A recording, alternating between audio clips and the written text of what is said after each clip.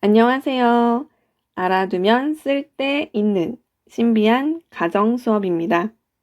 자, 오늘은 영양소 중에서 단백질에 대해서 알아볼 건데요. 우리 몸의 구성 성분 대부분이 물로 이루어져 있고 나머지의 퍼센트에서 단백질과 지방이 차지하는 비중이 좀 많으며 그 다음으로 이제 탄수화물과 무기염료들도 포함이 되어 있죠. 이렇게 영양소로 우리 몸은 구성이 되어 있는데요.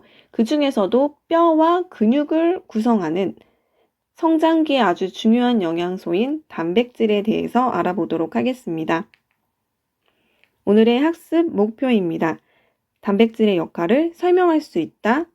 적당량의 단백질을 섭취하는 식생활을 실천할 수 있다입니다. 먼저 단백질은 동물성 단백질과 식물성 단백질로 구분이 되어집니다. 동물성 단백질에는 고기, 닭고기, 소고기, 돼지고기, 오리고기 등 고기류들, 그리고 생선류들, 계란, 알류들, 그리고 우유가 포함이 됩니다. 식물성 단백질에는 콩류, 그리고 두부, 식품들이 포함이 되고요. 이 동물성 단백질과 식물성 단백질을 나누는 이유는 무엇이냐? 그거에 대한 설명은 아미노산에 대해서 알아야 합니다.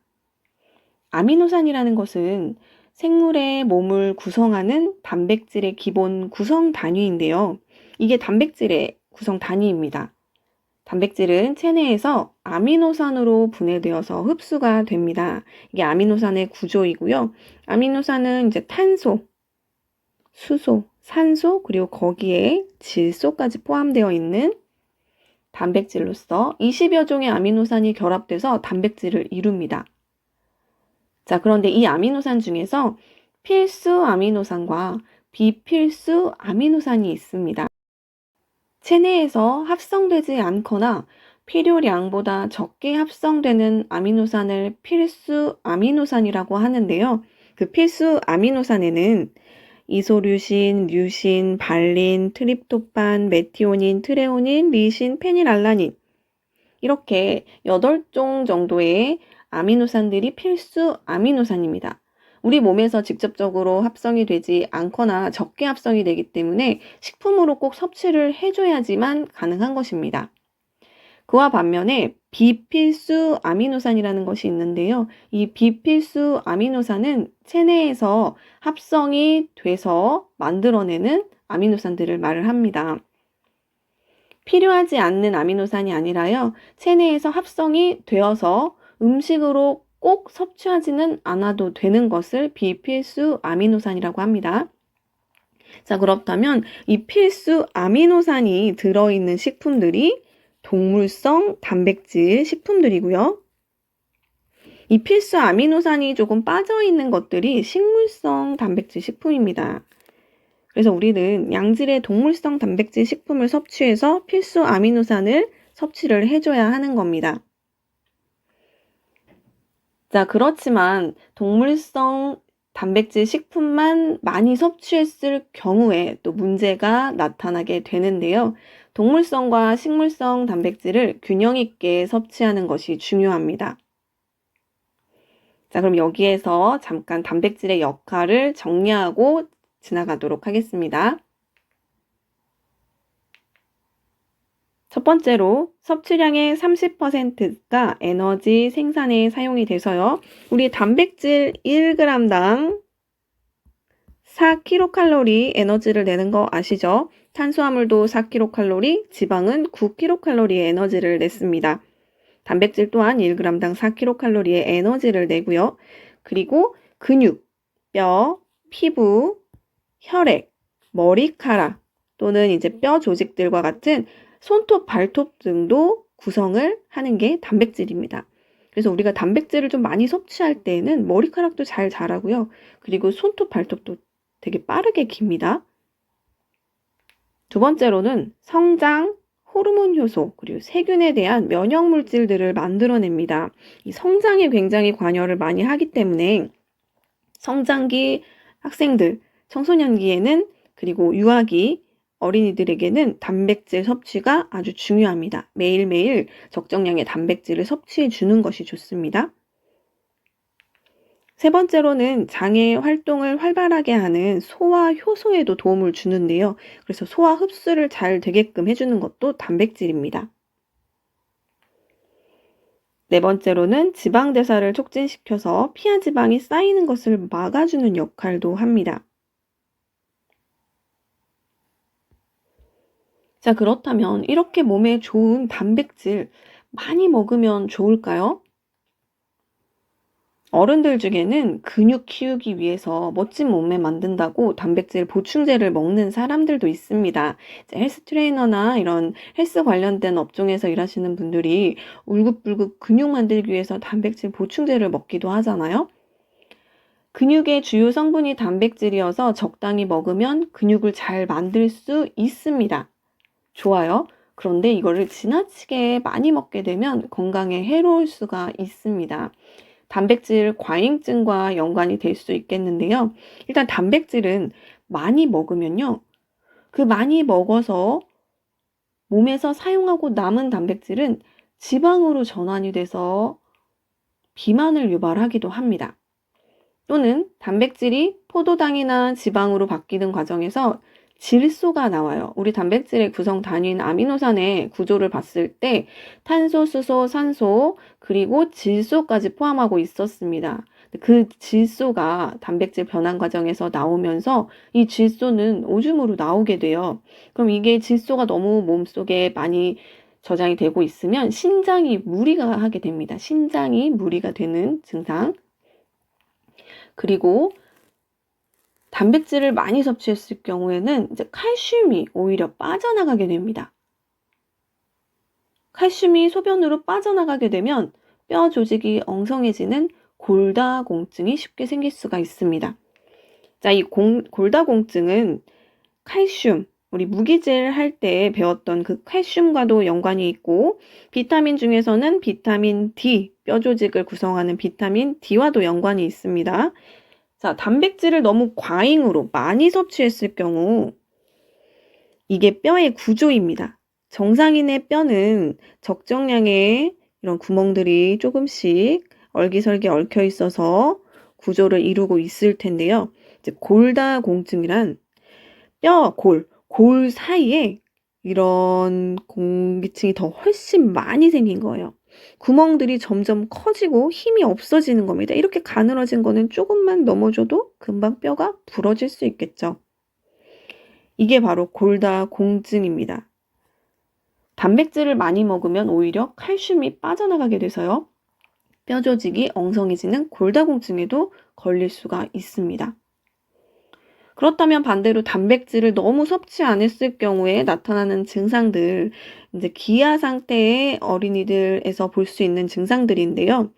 콰시오커와 마라스무스라는 질병이 있습니다. 이거는 이제 소화 영양 부족증인데요. 콰시오커 같은 경우에는 소화 영양 실조증으로 단백질만 주로 모자라서 발생하는 영양 실조증입니다. 키가 자라지 않고요. 얼굴하고 배만 커집니다. 배. 왜? 팔다리는 살이 빠져서 앉지도 걷지도 못하고요. 왜 배가 이렇게 복수가 찬 것처럼 커지냐? 그 이유는 이제 간에 지방이 쌓이면서 단백질만 섭취를 잘 안 하는 어린이기 때문에 단백질이 모자라기 때문에 그 단백질 대신 지방이나 이런 것들로 충족을 하려고 지방을 쌓이게 만드는 거예요. 간에 지방을 쌓아놓는 거예요. 그러다 보니 지방간이 생기면서 뭐 배가 이제 좀 부풀어지면서 배만 커지고 대신에 뼈랑이 성장할 수 없으니까 키는 자라지 않고, 그리고 머리카락도 단백질이 머리카락의 구성 성분인데 머리카락도 색깔이 제대로 나지 않고 주황색으로 변하고, 그리고 부종이 생기고, 이러한 증상들이 나타나는 게 콰시오커입니다.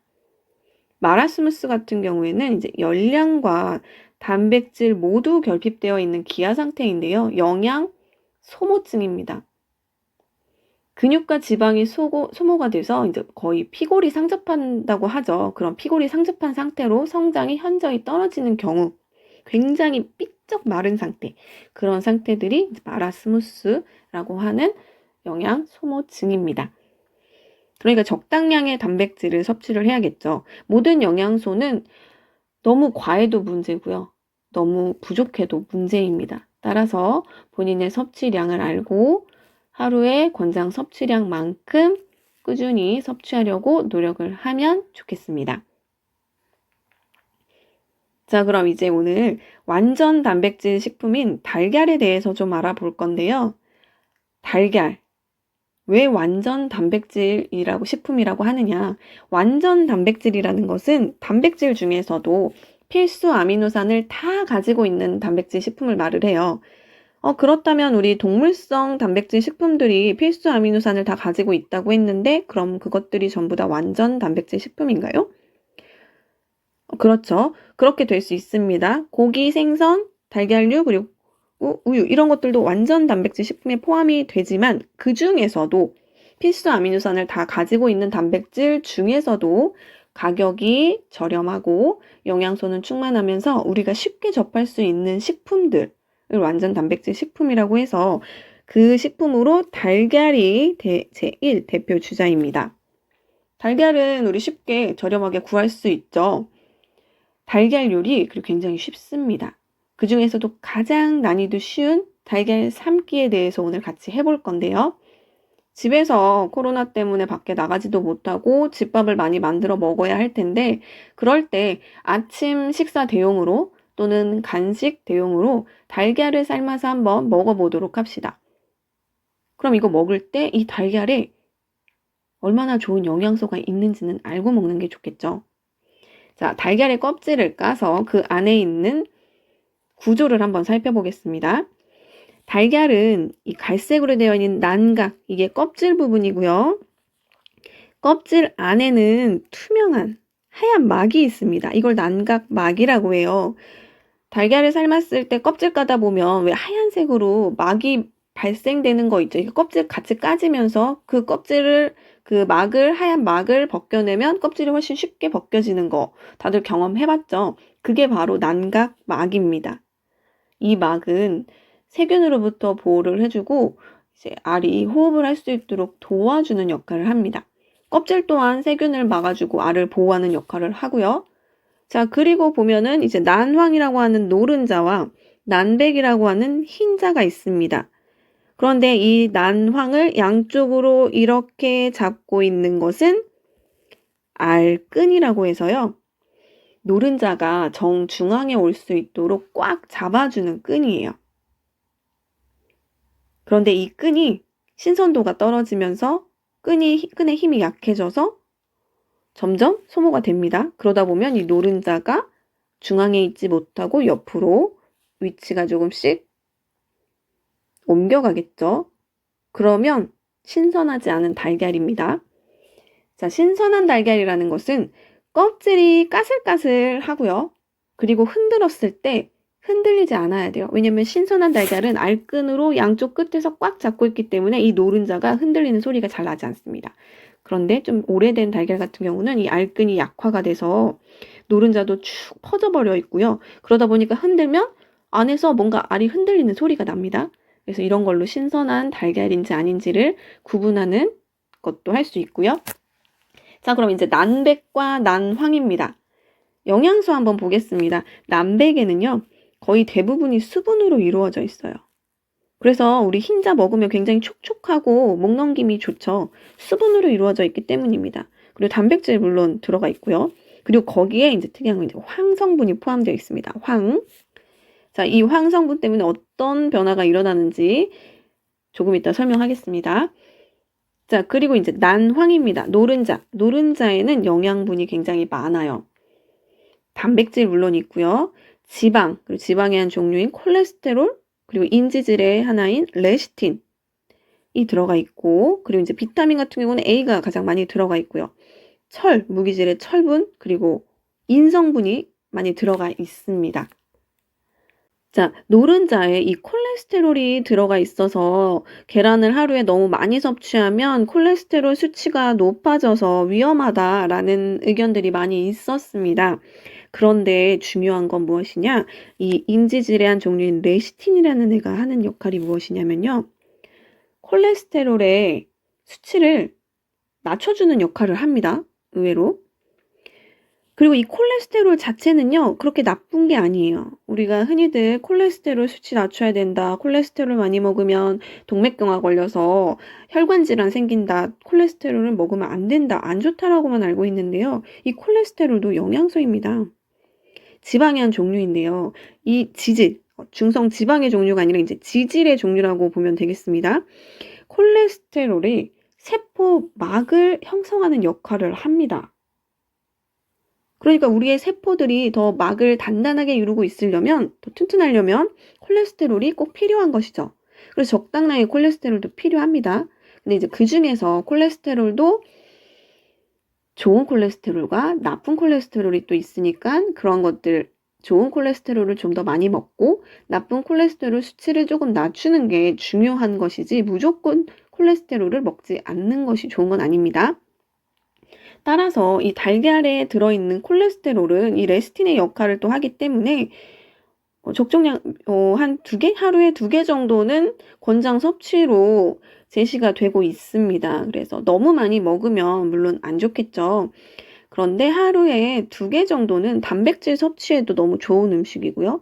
지방이나 콜레스테롤 섭취, 그리고 비타민이나 철분, 황성분 같은 무기질도 섭취할 수 있는 완전 단백질 식품입니다. 자, 그렇다면 이제 여기 아래 보이는 기실은 무엇이냐? 기실이라는 것은 공기층인데요. 껍질 깔 때 보면 또 우리 삶은 달걀 껍질을 깔 때 보면 달걀이 여기가 조금 패여져 있는 부분들 있을 겁니다. 보통 달걀 모양이 이렇게 아래로 뾰족한 모양이라면 이 아래쪽 부분에 공기층이 있는데요. 삶은 달걀을 껍질을 까면 여기가 뽕 뚫려져 가지고 흰자가 없는 경우들이 있죠. 그게 바로 기실입니다. 공기층이에요. 기실은 오래되면 커져요. 이것도 이제 신선도를 판가름을 할 수가 있는데 달걀을 삶아보고 껍질을 깠는데 여기가 이렇게 반쯤 막 다 나가버렸어요. 흰자가 없이. 이거 오래된 달걀입니다. 공기층이 그만큼 점점 커졌다는 소리죠. 그래서 신선한 달걀이라면 공기층이 굉장히 작게 나 있었을 것입니다. 오늘은 단백질의 역할과 완전 단백질 식품인 달걀의 구조와 영양 성분에 대해서 알아보았습니다. 그렇다면 다음 주에는 이 달걀 삶기 실습을 통해서 달걀의 노른자가 왜 초록색으로 변하게 되는지 그 이유를 같이 설명하도록 하겠습니다. 감사합니다.